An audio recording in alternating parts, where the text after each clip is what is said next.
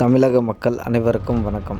நம்ம தமிழ்நாடு எங்கே போயிட்டுருக்கு அப்படின்றது உங்களுக்கு தெரியுமா?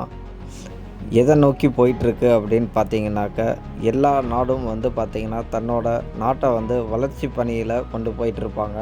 ஆனால் தமிழகம் மட்டும் பார்த்திங்கன்னா 4 முக்கியமான விஷயத்தில் பார்த்திங்கன்னா மாட்டிக்கிட்டு ரொம்ப சின்னாபின்னமாயிட்டுருக்கு. இதில் பார்த்திங்கன்னா மக்கள் நாம் தான் ரொம்ப கஷ்டத்தில் இருக்கோம்.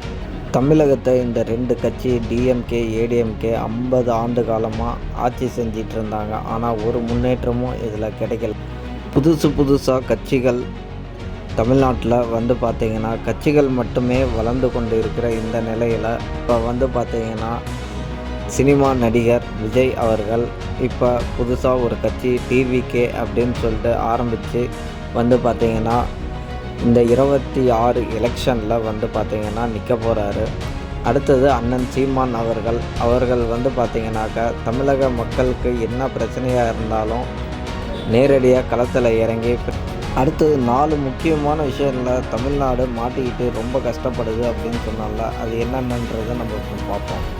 கொலை, கொள்ளை, கற்பழிப்பு, சிறார்கள் பாலியல் வன்கொடுமை இது போன்ற 4 விஷயத்தில் தமிழ்நாடு ரொம்ப மாட்டிக்கிட்டு ரொம்ப கஷ்டப்படுது. நம்ம வீட்டு பெண்களாகட்டும் குழந்தைங்களாகட்டும் நிம்மதியாக ஸ்கூலுக்கு போக முடியல, வெளியே போக முடியல, காலேஜுக்கு போக முடியல.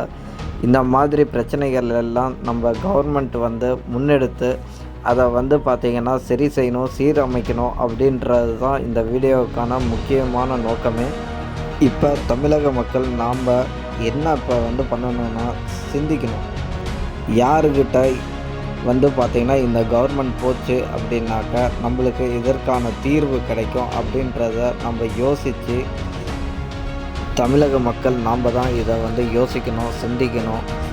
எப்பயும் நம்ம போடுற மாதிரி இந்த கட்சி இல்லைன்னா அந்த கட்சி, அந்த கட்சி இல்லைன்னா இந்த கட்சி மாற்றி நம்ம ஓட்டு போடுறதுனால தான் பார்த்திங்கன்னா அவங்க நம்மளுக்கு எந்த ஒரு பிரச்சனையாக இருந்தாலும் அதுக்கான தீர்வு எடுக்காமல் அவங்க இருக்காங்க. இப்போ யார் வந்தால் நம்மளுக்கு இருக்கிற பிரச்சனையெல்லாம் தீரும் அப்படின்னு நல்லா யோசித்து சிந்தித்து நீங்கள் இந்த 2026 எலெக்ஷனில் வாக்களிங்க.